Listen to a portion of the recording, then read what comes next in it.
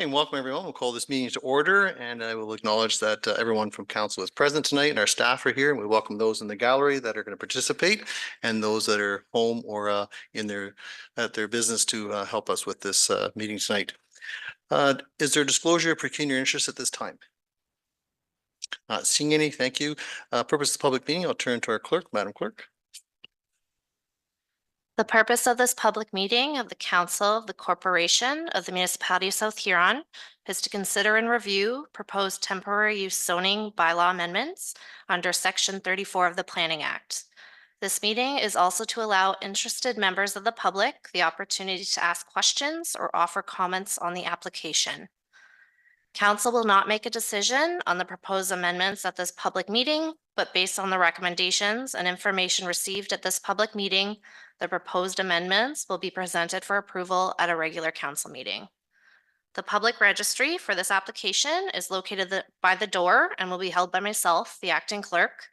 If any member of the public would like to be notified in writing of the decision, they are to provide their name and mailing address. Correspondence received following the publishing of the agenda.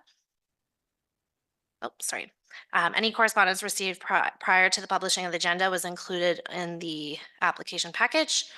A person or public body may appeal the decision to the Ontario Land Tribunal if they have made an oral submission at this public meeting or a written submission to council prior to the passing of the bylaw.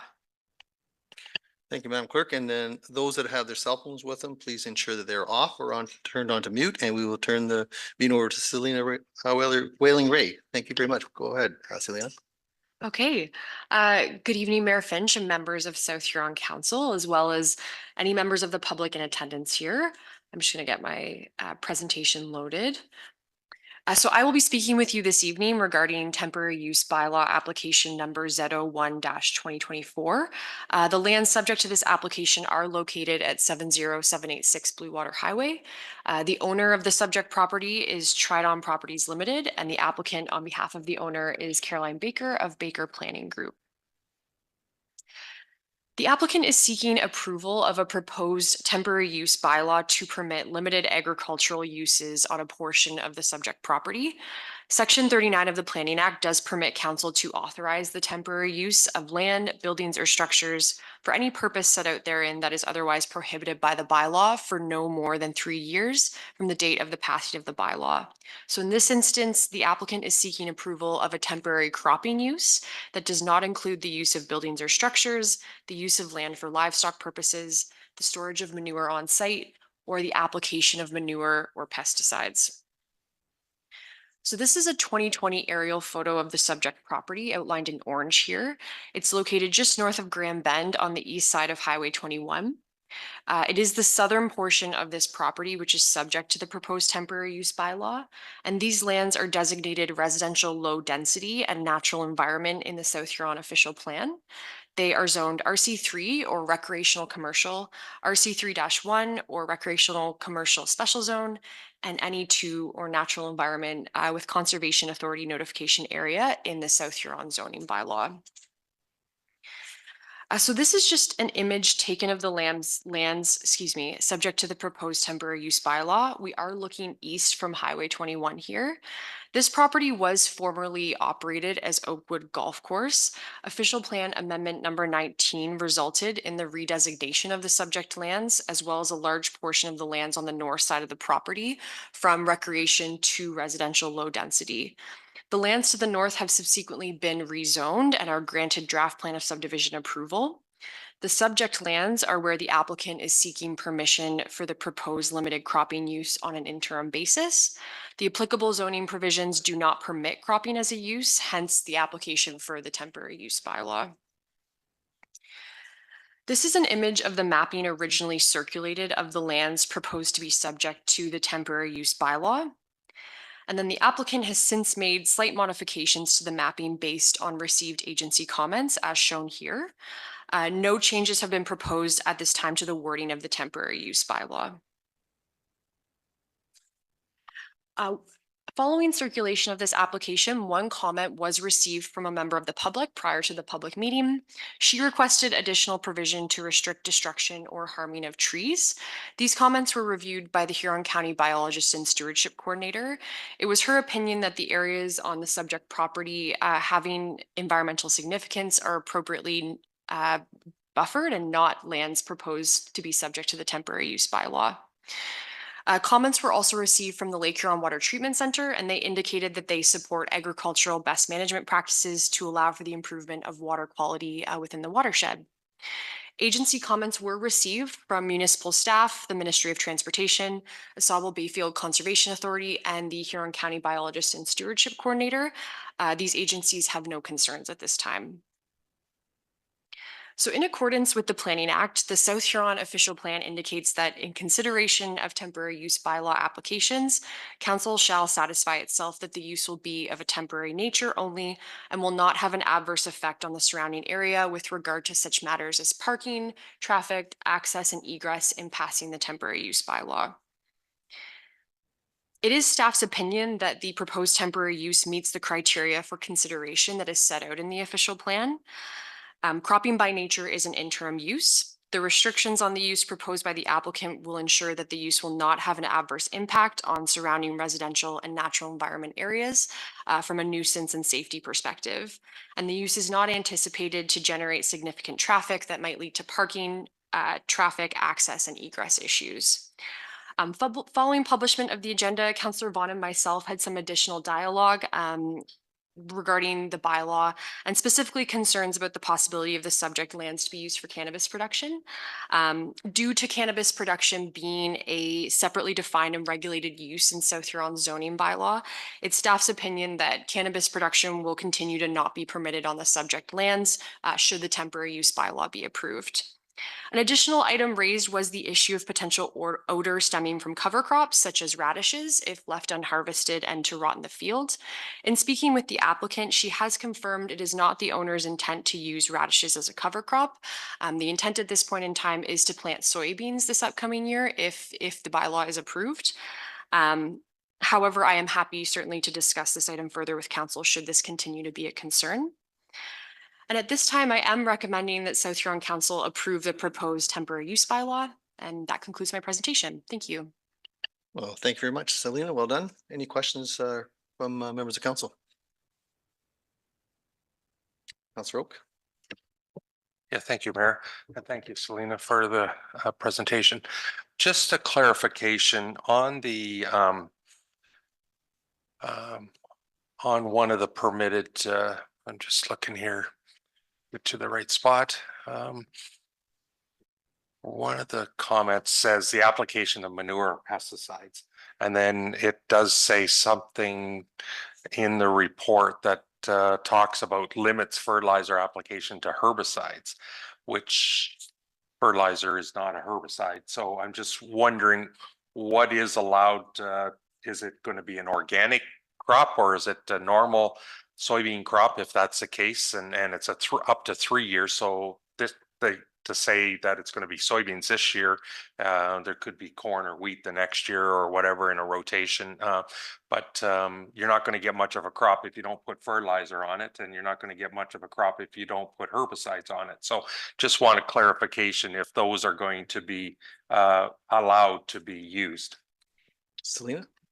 Yeah, thank you, Councillor Oak, through the mayor. So certainly anything beyond what's restricted in the bylaw would be permitted for the proposed limited cropping use.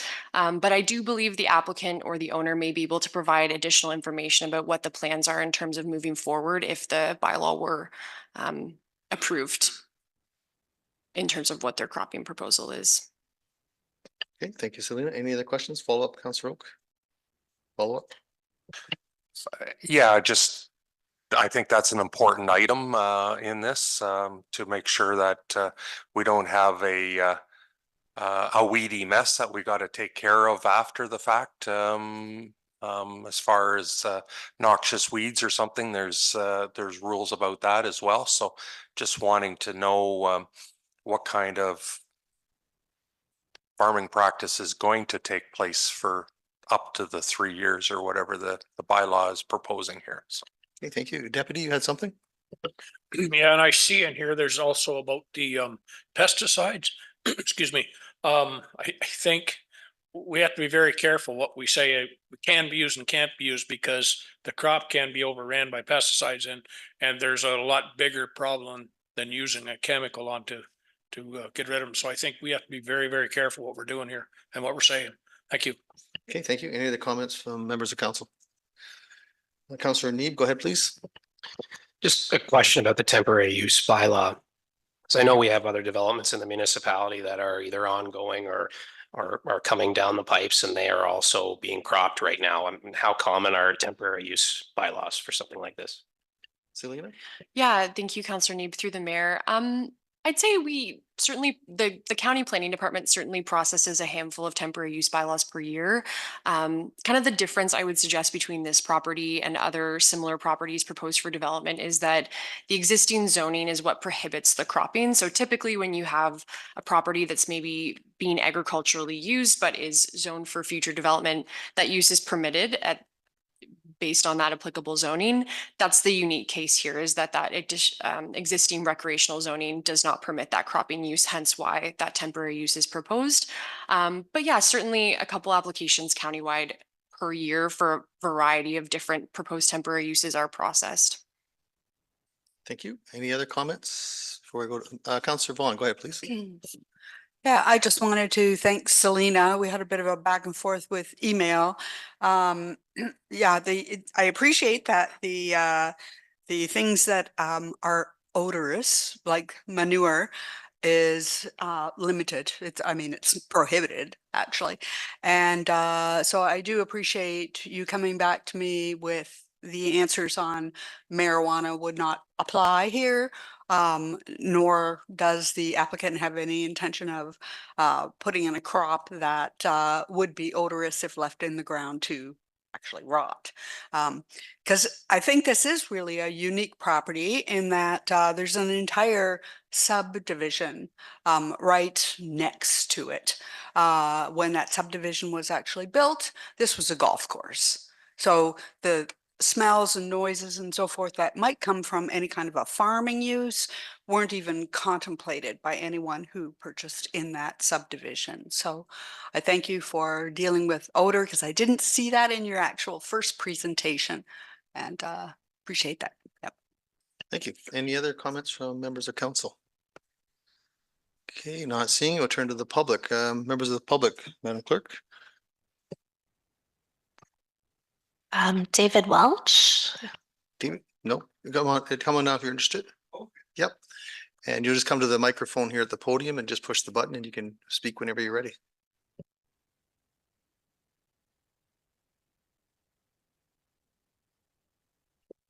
Thank you, members of council. I wasn't planning on asking a question, but I will. How many trees are being planned to be eliminated, or do we know that yet, or any? Selena, would you know at all? Through the mayor, I haven't had specific discussions with the applicant about that, so I would defer to her or the property owner for that question. I just know that from the aerial photos, there's probably at least 12 houses that would be affected. Their backyard environment may be affected if certain trees were taken away. And that's all I was concerned about. So they're obviously going to have a different view from their backyard than they would have before. The other question I want to ask is, last year, there was cropping allowed on this very property, although I don't recall ever having a public meeting regarding that. Is that something that slipped through the cracks, or is this? Comments from staff, maybe? Mr. DeJong, Selena, anyone have any comments on that? Okay, we can ask Mr. DeJong. Okay. Is that your last question, or do you have any more? That is probably my last question. Thank you very much. Yeah, you're welcome. Do you have something else? Well, one more question was, when you grant a temporary allowance of agriculture, does that mean you're rezoning or you're not rezoning? Selena, would you be able to explain that more in detail? Yeah, thank you. Through the mayor, the process for a temporary use bylaw mimics that of a zoning bylaw amendment, but it is not technically a zoning bylaw amendment.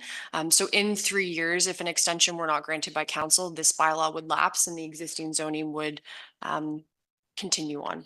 Is there any implication to the property tax or the assessment on the property if 1/3 of it is being allowed to be used for agriculture?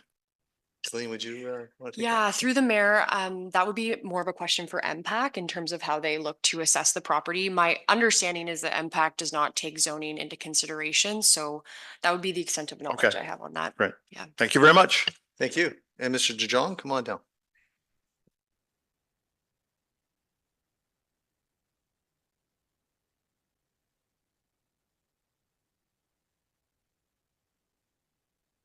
Just turn the mic on when you're ready there, Don.